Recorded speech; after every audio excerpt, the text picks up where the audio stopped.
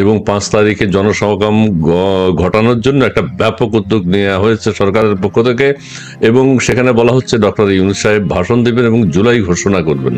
জুলাই ঘোষণা করলে বাংলাদেশের কি হবে, বাংলাদেশকে উনি কোথায় নিতে চান, কি অবস্থা হবে বাংলাদেশের স্বাধীনতা সার্বভৌমত্ব কোথায় যাবে, সেই বিষয়টি নিয়ে দেশবাসী উদ্বিগ্ন এরই মধ্যে।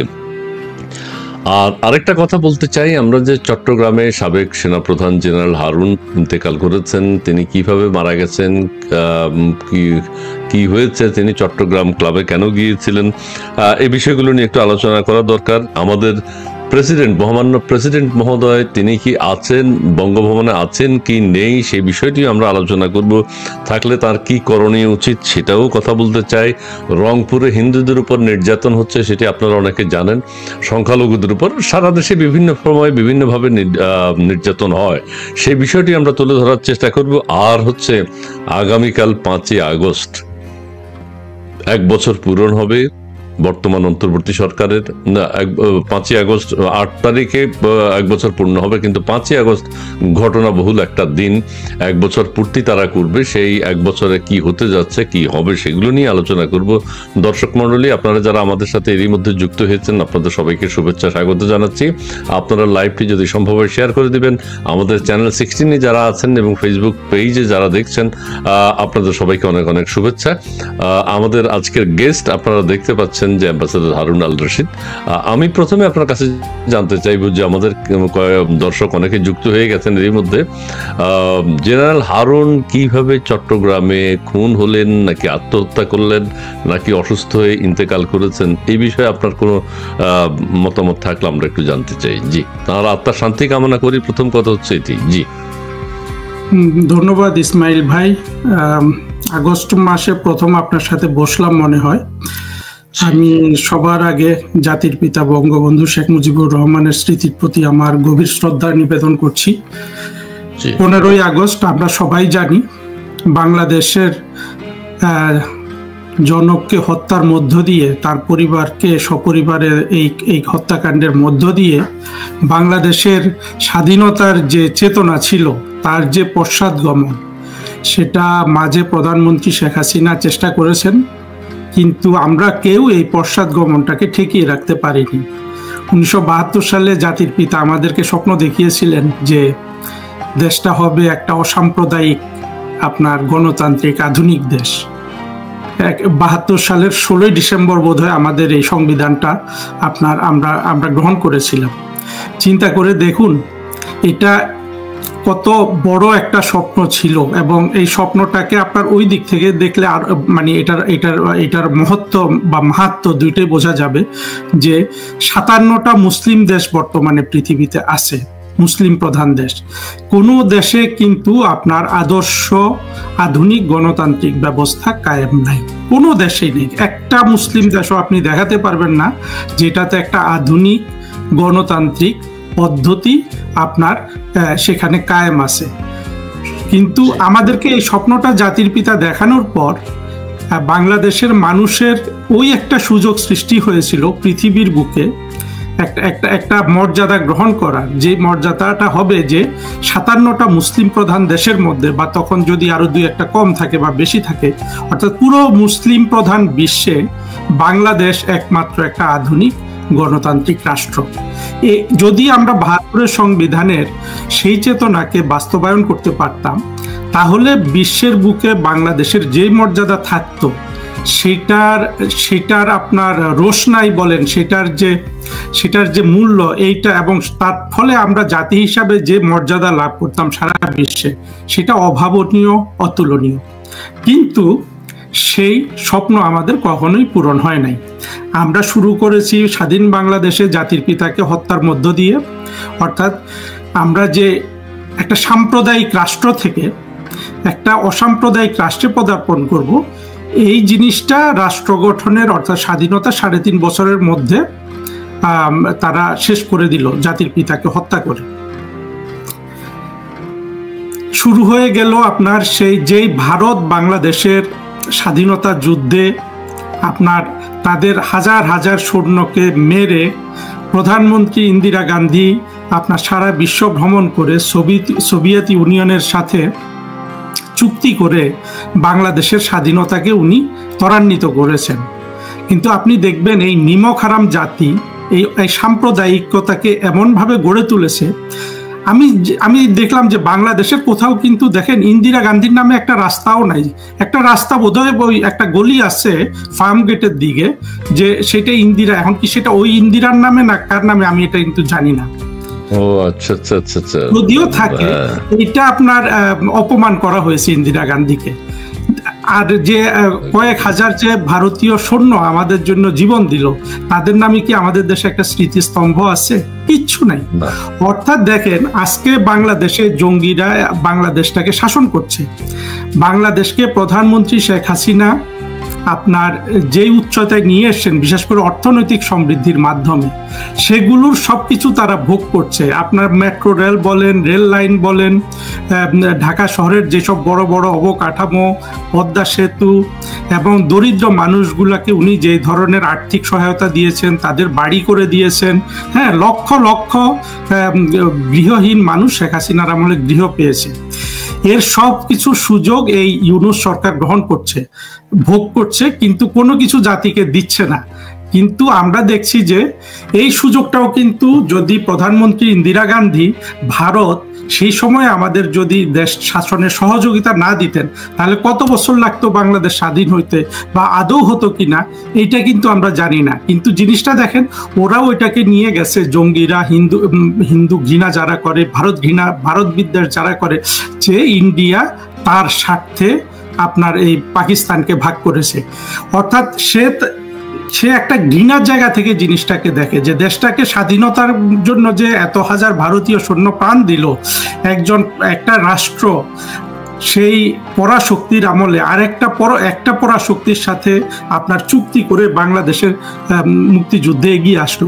এটার জন্য কোনো কৃতজ্ঞতা বাংলাদেশের কোনো তরফ থেকে কখনো আমরা কিন্তু দেখি নাই। আমরা একটুখানি দেখেছি মুজিব বর্ষে বঙ্গবন্ধুর যখন জন্মশতবার্ষিকী হয়, তখন ভারতের নেতা প্রধানমন্ত্রী নরেন্দ্র মোদী, প্রেসিডেন্ট, এরা এসেছিলেন। আর একটা জিনিস দেখেছি আমরা, যে প্রধানমন্ত্রী শেখ হাসিনা শাসন আমলে আপনার বিদেশি বন্ধু বলে বিদেশে যারা আমাদের মুক্তিযুদ্ধে সহযোগিতা করেছিলেন, সেখানে কিছু ভারতীয়কে সম্মান জানাইতে। কিন্তু এটাও কিন্তু ভারতের জন্য এক্সক্লুসিভ ছিল না, এটা সারা বিশ্বের অস্ট্রেলিয়া থেকে যেখানে যাকে আমরা পেয়েছি, ঠিক আছে, তাদেরকে সম্মান জানানো দরকার ছিল। কিন্তু দেখেন এত বড় সহযোগিতা করার পরেও শুধু হিন্দুদের ঘৃণা করতে হবে, ভারতকে ঘৃণা করতে হবে, এবং এই ঘৃণা না করলে সাধারণ বাংলাদেশিরা ভেস্তে যেতে পারবে না। এই যে আপনার কুরুচিপূর্ণ, আপনার পশ্চাৎপদ এবং ইসলামের ধ্যান ধারণার সাথে মিলে না, কিন্তু এই যে মিথ্যাবাদী আপনার মৌলবীগুলো আছে, দেখেন এই যে কাজী ইব্রাহিম, তারেক মনোয়ার, আমি এই দুটাকে কেন বারবার বলি, বা আজহারি, এদেরকে দেখবেন এরা কিন্তু কোনো সত্য কথা বলে না। তারপরও আমরা বাংলাদেশের মানুষ এতটাই আমরা ধর্মান্ধ হয়ে গেছি যে এদেরকে অনুসরণ না করলে কিন্তু মনে হয় যে আমরা বেহেশতে যাব না। অথচ আমি আপনাকে জোর দিয়ে বলতে পারি, কাজী ইব্রাহিম যেসব অপরাধ করেছে বা মনোয়ার যেসব অপরাধ করেছে, শুধু তাদের বক্তৃতার মাধ্যমে ঘৃণা ছড়ানো ছাড়াও যে কোরআন হাদিসের নামে যে সারাক্ষণ যে মিথ্যা কথা বলে, এই জন্য কিন্তু ওদের ইসলামের দৃষ্টিতে এদের কিন্তু ঈমান নাই, এরা চিরজাহান্নামী। অথচ এই মানুষগুলোর ঘৃণা নিয়ে, এরা যে ঘৃণা আমাদেরকে ছড়িয়ে দিয়েছে, সেই ঘৃণা দিয়ে আমরা আমাদের দেশের সব উন্নতি বন্ধ করে দিলাম। একদিক থেকে ভারতের প্রতি অকৃতজ্ঞতা, আরেক দিক থেকে আপনার যখনই মুক্তিযুদ্ধের মূল শক্তি আওয়ামী লীগ ক্ষমতায় আসে, তাদেরকে আপনার ধ্বংস করে দেওয়ার ষড়যন্ত্র। আপনি ৭৫-এর 15ই আগস্ট দেখেন, আপনি ৭৫-এর 15ই আগস্টের কথা বঙ্গবন্ধুকে স্মরণ করলেন। ৭৫-এর 15ই আগস্ট যে উদ্দেশ্যে বঙ্গবন্ধুকে হত্যা করা হয়েছে, ২৪শে আগস্টে যে উদ্দেশ্যে আবার শেখ হাসিনা সরকারকে উৎখাত করা হয়েছে, এর মধ্যে মিল অমিল কি দেখতে পান আপনি? দেশ এখন কোন দিকে যাচ্ছে, ৭৫ কোন দিকে যাচ্ছে, একটু যদি তুলনামূলক আসি। হ্যাঁ, থ্যাংক ইউ ইসমাইল ভাই। শুনেন, যেটা বলতে চাচ্ছিলাম, এই যে ৭৫-এর 15ই আগস্ট একটা ছিল, আবার দেখেন ২০০১ সালের ২১শে আগস্ট, হ্যাঁ, বোমা মেরে আপনার গ্রেনেড হামলা চালিয়ে আওয়ামী লীগের পুরো নেতৃত্বকে আপনার ধ্বংস করে দেওয়ার আরেকটা হলো। তখন আওয়ামী লীগ আপনার বিরোধী দলে, এবং এই জিনিসটাকেও কিন্তু ধ্বংস করতে চাইলেও আওয়ামী লীগকে, এই বদনামও কিন্তু আওয়ামী লীগকে দেওয়া হইলো। এমনকি একই কথা বলা হয় আপনার ৭৫-এর 15ই আগস্ট নিয়ে, যে আওয়ামী লীগই বঙ্গবন্ধুকে খুন করেছে। আবার এই 2টা তারিখের পরে এরপরে আসলো আপনার 2024-এর 5ই আগস্ট, প্রধানমন্ত্রী শেখ হাসিনাকে তার বৈধ ক্ষমতা থেকে সরে যেতে হলো। একদিক থেকে কাকতালীয়, আর একদিক থেকে আপনার প্রকৃতির নিয়ম বলতে পারেন, যে আগস্ট মাস আসলে আমাদেরকে কিন্তু স্মরণ করিয়ে দেয় যে বাংলাদেশের শত্রু কারা, মিত্র কারা। আপনার প্রতিটা জায়গায় আমরা দেখেন 1975 সালের 15ই আগস্ট কি হারিয়েছে, আপনার শেষ প্রশ্নটার উত্তর দিতে গিয়ে বললাম, সেদিন আমরা জাতির পিতাকে শুধুই হারাইনি, বাংলাদেশের মুক্তিযুদ্ধের মাধ্যমে যে সারা বিশ্বে মুসলিম জাহানের মধ্যে একটা আধুনিক গণতান্ত্রিক রাষ্ট্র গঠনের যে স্বপ্ন ছিল, সেই স্বপ্নটা মুছে গেছে। আমি আবার বলছি, সেই জিনিসটা যদি পূরণ হতো, বিশ্বে বাংলাদেশের মর্যাদা এইভাবে সবাই বলতো যে দেখো মুসলিম বিশ্বে এখন যেটা বলা হয় যে কোনো দেশ নাই, আমি বলছি, আপনি বলছেন, পৃথিবীর সবাই বলে যে মুসলমান বিশ্বে, অর্থাৎ আরব বিশ্ব বলুন, অর্থাৎ মুসলিম প্রধান দেশগুলোতে একটা দেশও নাই যেটা সত্যিকারের গণতান্ত্রিক আধুনিক রাষ্ট্র। আমরা কিন্তু সেটা গড়তে পারতাম, এবং সেটা জাতির পিতাকে যদি হত্যা না করা হতো, আমরা সেটা গড়ে পৃথিবীর বুকে আমরা ওই মর্যাদাটা পেতে পারতাম। তারপর 2021-এর গ্রেনেড হামলার উদ্দেশ্যটা দেখেন, শেখ হাসিনাকে মেরে ফেলা এবং সমগ্র আওয়ামী লীগকে মেরে ফেলা। না, 2001-এর 21 আগস্ট। হ্যাঁ, সেখানে করে আপনার পুরো জিনিসটা কি ছিল, যে মুক্তিযুদ্ধের পক্ষে শক্তিকে ধ্বংস করে দেয়া, এবং সেটা করলে কি হবে, একটা আপনার ভারত বিদ্বেষী, হিন্দু বিদ্বেষী এবং একটা ধর্মীয় রাষ্ট্র কায়েম করতে সুবিধা হবে। এরপরে এসে কি জানেন, এরপরে আসলো একই পদ্ধতিতে আসলো আপনার 2024-এর 5ই আগস্ট।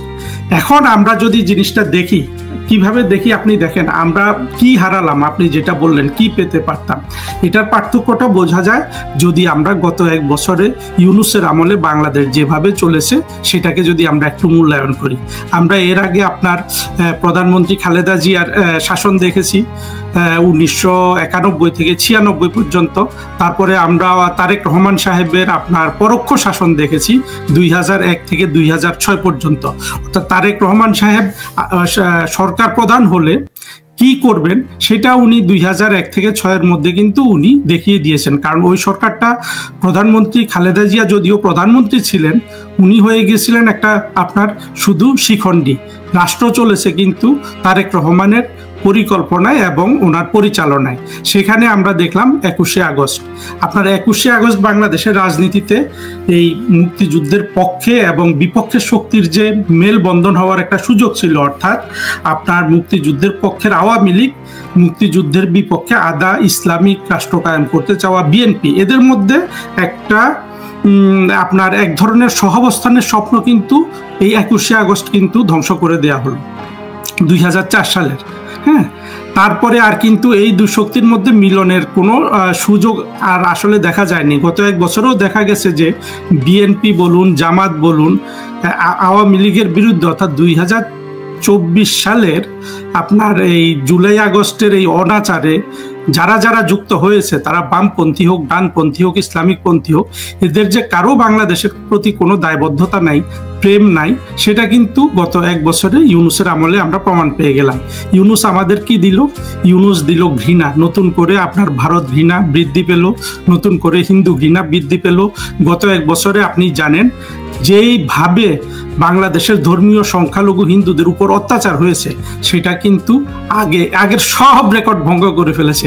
যদিও বাংলাদেশের হিন্দুরা কখনোই একটা আদর্শ রাষ্ট্র পায় নাই। আমি অন্য জায়গায় বলেছিলাম, আপনি দেখবেন মুক্তিযুদ্ধে ধর্মীয় গোষ্ঠী হিসাবে বা ধর্মীয় সমাজ হিসাবে হিন্দুরা সবচেয়ে বেশি নির্যাতিত হয়েছে। অর্থাৎ বাংলাদেশের মুক্তিযুদ্ধে সবচেয়ে বেশি হিন্দু নারী, আপনি সংখ্যানুপাতে দেখলে হিন্দু নারী বেশি আপনার ধর্ষিতা হয়েছে এবং হিন্দুদের উপর সবচেয়ে বেশি অত্যাচার করা হয়েছে, হিন্দু বাড়ি সবচেয়ে বেশি পুড়ে দেওয়া হয়েছে। অর্থাৎ বাংলাদেশের মুক্তিযুদ্ধে ধর্মীয় সম্প্রদায় হিসাবে মুসলমানদের থেকে হিন্দুদের কিন্তু আপনার অবদান বেশি, অথচ সেই হিন্দুকে স্বাধীন বাংলাদেশে ক্রমাগত অত্যাচার সয়ে যেতে হচ্ছে।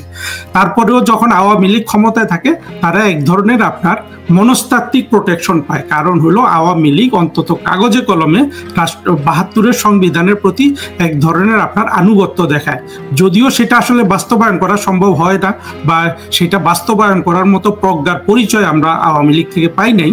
কিন্তু এই যে আপনার যে একটা অসাম্প্রদায়িক বাংলাদেশের স্বপ্ন, এই যে আওয়ামী লীগের মধ্য দিয়ে ক্ষীণভাবেও জল করে, সেই প্রোটেকশনটুকুর কারণে মনস্তাত্ত্বিকভাবে দেখবেন বাংলাদেশের সংখ্যালঘুরা আওয়ামী লীগের প্রতি আপনার তারা দুর্বলতা প্রকাশ করে। তারপরে আপনার এরপরে আমরা কি দেখলাম, এই ইউনূসের আমলে প্রথম হলো যে হিন্দু ঘৃণা, ভারত ঘৃণা সর্বকালের রেকর্ড ভঙ্গ করে ফেলছে। তারপরে দেখেন এই ইউনূস এই রক্তচোষা বদমাশ সারা পৃথিবীতে তরুণদের কথা বলে গত 40-50 বছর হাজার হাজার পুরস্কার গ্রহণ করেছে। সে কি করলো গত 1 বছরে? আপনার তরুণ সমাজকে পুরোপুরি ধ্বংস করে দিল। আজকে শিক্ষা নাই, আজকে বাংলাদেশের একটা তরুণের সামনেও কিন্তু কোনো স্বপ্ন নাই। কিসের স্বপ্ন আছে? ওই যে লাল বদর, লাল সন্ত্রাসী এনসিপিতে যোগ দাও এবং তোমরা চাঁদাবাজি করো, চাঁদাবাজি করে কোটিপতি হও, 500 কোটি 1000 কোটি টাকা কামিয়ে নাও। এইভাবে কি বাংলাদেশের সব তরুণ 500 কোটি 1000 কোটি টাকার মালিক হতে পারবে? পারবে না। অর্থাৎ এনসিপির স্বপ্নই এখন তরুণদের স্বপ্ন হয়ে গেছে, চাঁদাবাজি করার। কিন্তু এটা তো একটা অবৈধ পথ, একটা নিষ্ঠুর পথ। ফলে আজকে বাংলাদেশের তরুণদের দেখেন সব স্বপ্ন কিন্তু এই ইউনূস আপনার ধ্বংস করে দিল। এরপরে আপনি দেখেন বাংলাদেশের কোনো ধরনের উন্নতি, আপনার অবকাঠামো বলেন, যেই অবকাঠামো শেখ হাসিনা গড়ে দিয়ে গেছেন সেই অবকাঠামোর উপর বসে এই ডাকাতগুলো আপনার সরকার চালাচ্ছে। বাংলাদেশের কোথাও কি একটা নতুন রাস্তা হচ্ছে, কোথাও কি একটা নতুন ব্রিজ হচ্ছে, কোথাও কি একটা নতুন পাওয়ার স্টেশন বসছে, কোথাও কি নতুন শিল্প কলকারখানা স্থাপিত হচ্ছে? কিচ্ছু হচ্ছে না। আপনি ইউনূস কিভাবে কয়েকটা ফরেন কারেন্সি নিয়ে বসে আছে? কারণ হলো আপনি খোঁজ নিয়ে দেখবেন বাংলাদেশে যারা অর্থনৈতিক চালিকা শক্তি, যারা জিনিসপত্র আমদানি করতো সব বন্ধ, কোনো নতুন এলসি খোলা হয় না। অর্থাৎ বাংলাদেশে যদি শিল্প কলকারখানা চালু থাকে তখন আপনার বিদেশ থেকে আমদানি হয়। এই আমদানি বন্ধ মানে বাংলাদেশি শিল্প কলকারখানা বন্ধ। আমদানি বন্ধ মানে ওই ইউনূস এবং তার ডাকাত বদমাশগুলা ফরেন কারেন্সি রিজার্ভে কিছু টাকা দেখাতে পাচ্ছে, কিন্তু সত্যিকার অর্থে তো দেশের উন্নতি সবকিছু আপনার বন্ধ। এটা গেল আরেকটা। তারপরে আপনি দেখেন ইউনূস শুধু আর যেইভাবে ইউনূস বাংলাদেশকে ক্ষতি করেছে সেটা হলো বাংলাদেশকে সারা বিশ্ব যেইভাবে চিনে ফেলেছে যে এইটার মধ্যে কোটি কোটি ইসলামিক জঙ্গি লুক্কায়িত আছে, এটা সারা পৃথিবী কিন্তু দেখে ফেলেছে। এবং আমরাও নিজেরাও জানতাম না যে বাংলাদেশের সাধারণ মানুষ ভারতকে এত ঘৃণা করে, হিন্দুদেরকে এত ঘৃণা করে। এই যে সবকিছু আপনার প্রকাশ পেয়ে গেল। হিন্দু বলতে মানুষের উপর যে এত অনাস্থা, এত ঘৃণা, মানে আমরা যদি হিন্দু না বলি, সংখ্যালঘু না বলি বা অন্য কারো, তো এইটা ভারতেও যদি আবার এটা শুরু হয়, মুসলিম বিদ্বেষ কঠোরভাবে শুরু আছে দাঙ্গা টাঙ্গা টুকটাক এই সেই শব্দ সেই আছে, কিন্তু এইভাবে যদি ভারতে শুরু হয়, বাংলাদেশের থেকে ভারতে মুসলিমের সংখ্যা বেশি, 25-30 কোটি, সেই তখন তারা যাবে কোথায়? এক। দ্বিতীয় কথা হচ্ছে, আমরা এই প্রসঙ্গে যদি আর না থাকি, আমরা ওই যে হারুন সাহেব সম্পর্কে কেউ কিছু কথা শুনতে যাচ্ছে যে ওখানে জেনারেল হারুন, আমাদের সাবেক সেনাপ্রধান, তিনি নিহত হয়েছেন। কিভাবে হয়েছেন? কেউ প্রশ্ন তুলছেন তার কি ইয়ে হবে না কেন, ময়নাতদন্ত হবে না কেন, এটা নিয়ে অনেকে প্রশ্ন করছেন। আপনার কোনো কিছু জানা থাকলে একটু যদি বলতে চান। জেনারেল হারুন সম্পর্কে আমি আসছি। দেখুন, তার মানে হলো যদি গত 1 বছর বাংলাদেশ ধ্বংসের আপনার সবকিছু বাংলাদেশের মানুষ বিবেচনা করে দেখে, তাহলে তারা বুঝতে পারবে যে মুক্তিযুদ্ধের চেতনার শক্তি এবং আওয়ামী লীগের শক্তি এবং এর বিপরীত স্রোতে গেলে বাংলাদেশ কিভাবে ধ্বংস হবে তার যে ধারাবাহিকতা চলছে ইউনূসের আমলে। আমি আপনাকে গ্যারান্টি দিয়ে বলতে পারি 2024-এর যারা জঙ্গিদের পক্ষে গেছে, সেই বিএনপি থেকে যারাই ভবিষ্যতে বাংলাদেশ পরিচালনা করতে আসুক, এই যে বাংলাদেশ একটা পশ্চাৎমুখী ধারায় প্রবাহিত হচ্ছে, এইখান থেকে প্রধানমন্ত্রী শেখ হাসিনা ছাড়া, আওয়ামী লীগ ছাড়া কেউ কিন্তু বাংলাদেশকে আর তুলে আনতে পারবে না। বাংলাদেশের সামনে আজকে 2টা চয়েস, একটা হলো আপনার সোমালিয়া, আফগানিস্তান হয়ে যাওয়া, মানুষের ক্ষুধা দারিদ্র এগুলা বেড়ে যাওয়া, হ্যাঁ, এই চয়েস, অথবা প্রধানমন্ত্রী শেখ হাসিনার নেতৃত্বে আবার বাংলাদেশকে শাসনের সুযোগ দিয়ে তিনি বাংলাদেশকে যেই উন্নয়নের ধারায় নিয়ে গিয়েছিলেন সেই উন্নয়নের ধারায় ফিরিয়ে আনা। এখন জেনারেল হারুন সম্পর্কে বলি, দেখুন জেনারেল হারুনকে খুব সম্ভবত আওয়ামী লীগ সরকার আপনার সেনাবাহিনী প্রদান করেছিলেন। তারপরে আসার বিএনপি 2001 সালে ক্ষমতায় আসার পর ওনাকে বাদ দিয়ে তাদের পক্ষে কাউকে করার জন্য ওনাকে অস্ট্রেলিয়া রাষ্ট্রদূত করে পাঠান। অস্ট্রেলিয়ার রাষ্ট্রদূতকে বাংলাদেশে, যেহেতু এটা কমনওয়েলথ কান্ট্রি, হাই কমিশনার বলে, তো উনি অস্ট্রেলিয়া হাই কমিশনার থাকাকালে ওইখানে সাইফুর রহমান সাহেব, প্রাক্তন ফাইন্যান্স মিনিস্টার, তো ওই সাইফুর রহমানের কোনো একটা ভাতিজাকে সেখানে পোস্টিং দেওয়া হয়।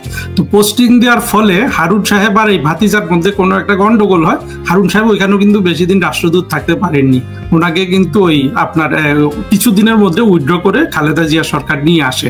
তা আমরা দেখেছি যে জেনারেল হারুন আপনার সাবেক সেনাবাহিনী প্রধানদের মধ্যে আমরা দেখি না যে খুব একটা আপনার বুদ্ধিবৃত্তিকভাবে কিছু আপনার সংযোজন করতে পারে। বাংলাদেশের প্রাক্তন সেনা প্রধানরা এরকম আমরা খুব একটা দেখি না, সবাই প্রাইভেট লাইফে চলে যান। কিন্তু জেনারেল হারুন মুক্তিযুদ্ধের পক্ষে সবসময় উনি সরব ছিলেন, উনি নিজে একজন বীর প্রতীক। এবং আজকে জেনারেল হারুনের মৃত্যু কিভাবে হয়েছে সেটা আমাদের যেটা বুঝতে হবে যে হয় তিনি মনের আঘাতে মারা গেছেন, না হলে ইউনূসের সরকার ষড়যন্ত্র করে তাকে মেরে ফেলেছে। কিন্তু আমরা একজন দেশপ্রেমিক, একজন মুক্তিযোদ্ধাকে হারালাম এই আগস্ট মাসে। এটা আমাদের জন্য চরম একটা অপমান। আমি এই অপমানে দগ্ধ হচ্ছি। জেনারেল হারুনের প্রতি আমার শুভেচ্ছা, আমার শ্রদ্ধা জানাচ্ছি। আচ্ছা, এই যে ময়নাতদন্ত না করার একটা কথা উঠছে, আমি জানি না আগামী কয়েক ঘন্টার মধ্যে কি হবে, এইটাকে আইনের দৃষ্টিতে আপনি কিভাবে দেখেন? ময়নাতদন্ত তো অবশ্য যেহেতু সন্দেহজনক কিভাবে মারা গেলেন সেটি তো অন্তত ময়নাতদন্ত হওয়া উচিত কিনা দর্শকরাই বলছেন। অবশ্যই ময়না তদন্ত হওয়া উচিত। উনি তো ওনার বাড়িতে মারা যাননি, উনি কোনো হসপিটালে মারা যাননি। হ্যাঁ, এটা অবশ্যই একটা অস্বাভাবিক মৃত্যু, এটার ময়না তদন্ত হওয়া উচিত। কিন্তু আপনি ময়না তদন্ত বলার ফলে আমার যে জিনিসটা মনে আসলো, দেখেন গত জুলাই আগস্ট থেকে বাংলাদেশে যত ধরনের হত্যাকাণ্ড হয়েছে কোনো কিছু কিন্তু ইউনূস ময়না তদন্ত করতে দেয় না। যদি জেনারেল হারুনের ময়না তদন্ত না করতে দেয়, এইটা হবে তার ধারাবাহিকতা, এবং আমরা নিশ্চিতভাবে ধরে নিব ইউনূস এই জেনারেল হারুনকে খুন করেছে, এবং ইউনূসকে ভবিষ্যতে যদি ময়না তদন্ত না করতে দেয় তাহলে এর জন্য বিচারের সম্মুখীন হতে হবে। দেখ, আমরা জেনারেল হারুন সাহেবের আত্মার শান্তি কামনা করি, তিনি ভালো থাকুন, সুস্থ থাকুন। আচ্ছা, ইসমাইল ভাই রাষ্ট্রপতির বানান নিয়ে কিছু আলোচনা করুন। আচ্ছা, এই বিষয়টি নিয়ে একটু আলোচনা করতে চাই। আমি কিছু কথাই বলতে চাই। মহামান্য রাষ্ট্রপতি কি আছেন? মহামান্য রাষ্ট্রপতিকে যখন নির্বাচন করা হয়, উনি যখন রাষ্ট্রপতি হন, উনি পাবনায় গিয়েছিলেন, প্রথম পাবনায় গিয়েছিলেন। সেখানে গিয়ে তিনি বঙ্গবন্ধুর কথা বলেছেন, বঙ্গবন্ধুর সান্নিধ্যে তিনি ছিলেন, খুব গর্বের সাথে বলেছেন। কিন্তু এখন আমরা আবার শেখ হাসিনা সরকার যখন নেই, তখন আমরা প্রেসিডেন্ট মহোদয়ের কোনো কথা এখন আর শুনতে পাই না। আপনার কি মনে হয় একজন সচেতন মানুষ হিসেবে এই মুহূর্তে তার কি ভালো লাগছে কিনা? দেশের যে এই কালচার এখন সৃষ্টি হয়েছে, এই অবস্থায় তিনি কেমন আছেন? তিনি কি রাষ্ট্রপতি হিসেবে থাকতেই হবে, বা তিনি কি চিরদিন বাঁচতেই চান, বা তিনি কি সেখানে বসে ডিম পোচ খেতে চান? ওনার কি করণীয় উচিত? এবং ওনার একটা কি লেখা নাকি ভাইরাল হয়েছে, আমার চোখে পড়েনি, আপনার চোখে যদি পড়ে থাকে একটু আলোচনা করতে পারেন। জি, ওনার কি করণীয় এখন এই মুহূর্তে? ধন্যবাদ ইসমাইল ভাই, আমি ওটা দেখেছি। উনি একটা বাণী প্রকাশ করেছেন, ওনার নামে প্রকাশিত হয়েছে। এখন উনি প্রকাশ করেছেন নাকি এই ডাকাততন্ত্র প্রকাশ করেছে সেটা আমরা জানি না। সেই বাণীতে আপনার ফ্যাসিস্ট গভর্নমেন্ট বলে অনেক কিছু বলা হয়েছে। এখন যদি এই রাষ্ট্রপতি যদি স্বইচ্ছা এটা বলেন, তাহলে তো রাষ্ট্রপতিরই প্রথমে পদত্যাগ করা উচিত, কারণ সে একটা ফ্যাসিস্ট গভর্নমেন্ট কর্তৃক নির্ধারিত রাষ্ট্রপতি। আবার নাকি সে অস্ত্রের মুখে এটা করেছে সেটা আমরা জানি না। এখানে সে অনেক ধরনের আপনার সুনাম করেছে, এই যে জুলাই জঙ্গিদের। আমি যে জায়গাটা আসবো, দেখেন ইসমাইল ভাই, এই রাষ্ট্রপতি বলুন, এই আপনার ওয়াকারুজ্জামান বলুন, কেউ কিন্তু 5ই আগস্ট পরবর্তী বা জুলাই আগস্টের যে যে ধরনের আপনার বাংলাদেশের উপর অনাচার হয়ে গেল তার প্রতি তারা সুবিচার করেননি। আমরা এই রাষ্ট্রপতি শাহাবুদ্দিনের অনেক সুনাম শুনেছি, মুক্তিযোদ্ধা শুনেছি, উনি কি করেছেন এসব শুনেছি।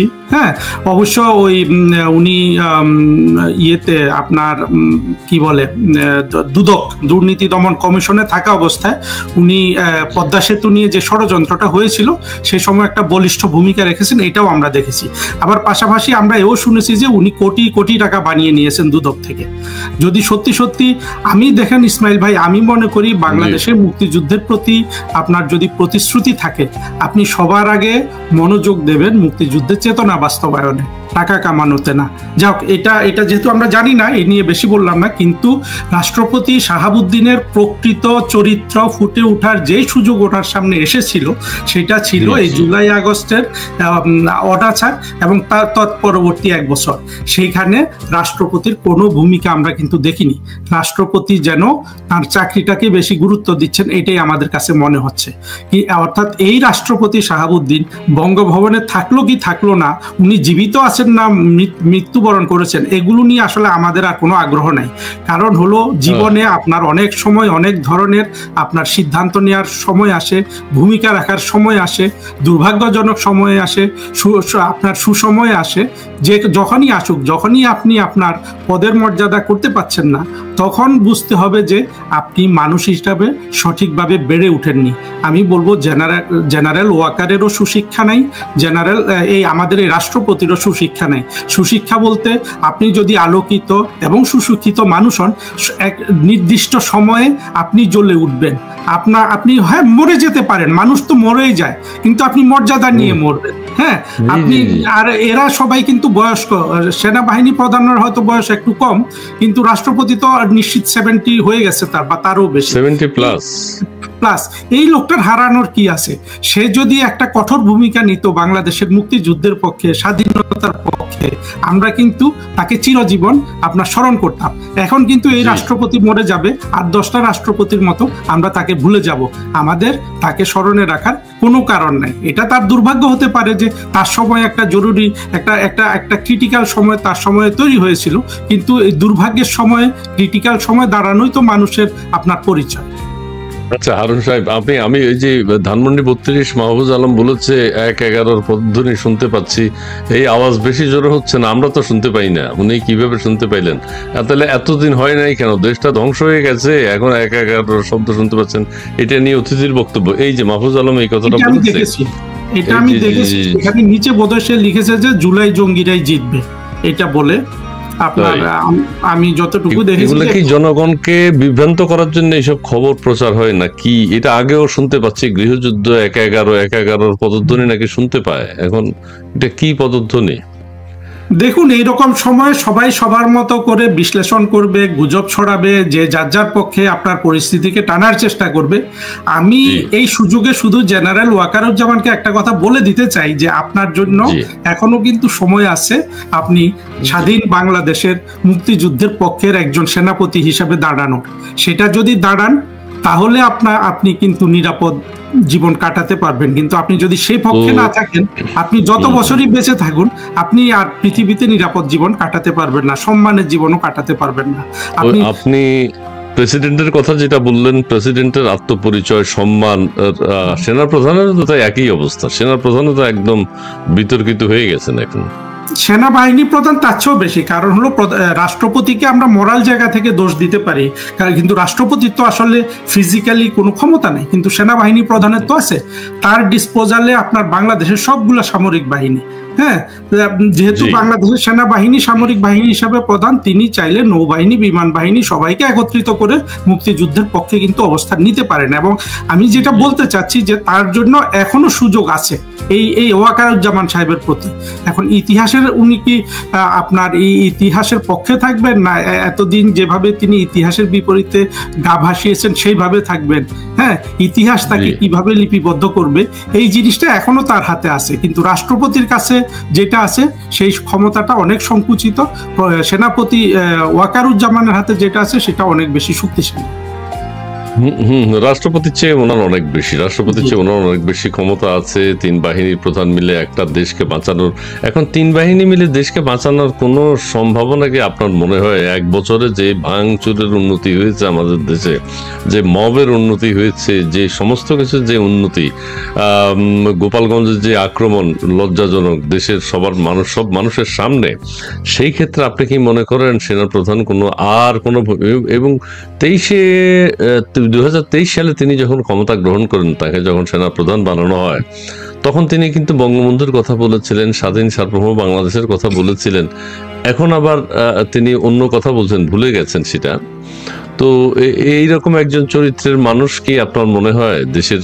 আর 5ই আগস্ট, গত বছরের 5ই আগস্ট তিনি বলেছিলেন যে আমিরে জামাত এখানে এসছেন, হেফাজতের মামুনুল হক এসছেন, দেখা করছেন, কথা বলছেন, অন্যান্য রাজনৈতিক দলও এসছে, কিন্তু তখনও কিন্তু আমার যতটুকু ধারণা আওয়ামী লীগ সরকার বিদ্যমান, দুপুর 1টার দিকে সম্ভবত তারা এসছেন, কথা বলছেন। একটা স্বাধীন সার্বভৌম দেশে নিষিদ্ধ একটা সংগঠন জামাতে ইসলাম, তখন এখন যেমন ছাত্রলীগকে বলা হয়, নিষিদ্ধ সংগঠনের সাথে উনি ক্যান্টনমেন্টে মিটিং করেছেন। এইটাকে আপনি কতটুকু, এটা থেকে কিন্তু বেরিয়ে আসবেন? আমার তো মনে হয় না।